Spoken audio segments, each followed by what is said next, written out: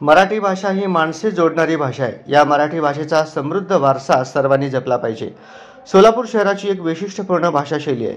या शैलीमध्ये काव्य, कादंबरी निर्माण होणे महत्त्वाचे आहे।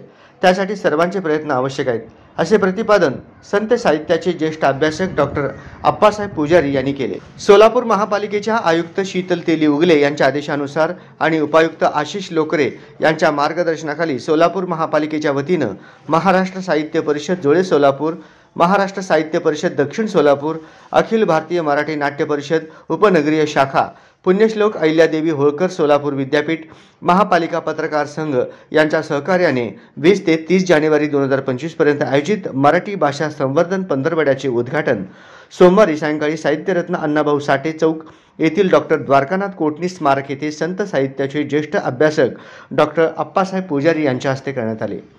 त्याप्रसंगी ते बोलत होते। यावेळी विचारमंचावर महापालिका अतिरिक्त आयुक्त संदीप कारंजे, उपायुक्त आशिष लोकरे, सहाय्यक आयुक्त शशिकांत भोसले, सहाय्यक आयुक्त अनिता मगर, नगर अभियंता सारिका अकुलवार, मसाप जोळे सोलापूर अध्यक्ष पद्माकर कुलकर्णी, कार्यवाहक गिरीश दोनाखे, मसाप दक्षिण सोलापूर कार्याध्यक्ष प्रशांत बडवे, अखिल भारत मराठी नाट्य परिषद उपनगरीय शाखा अध्यक्ष विजय साळुंखे, पुण्यश्लोक अहिल्यादेवी होळकर सोलापूर विद्यापीठ सहकुलसचिव डॉक्टर शिवाजी शिंदे, ज्येष्ठ पत्रकार प्रशांत जोशी, महापालिका पत्रकार संघाचे अध्यक्ष किरण बनसोडे आदींसह मान्यवरांची प्रमुख उपस्थिती होती।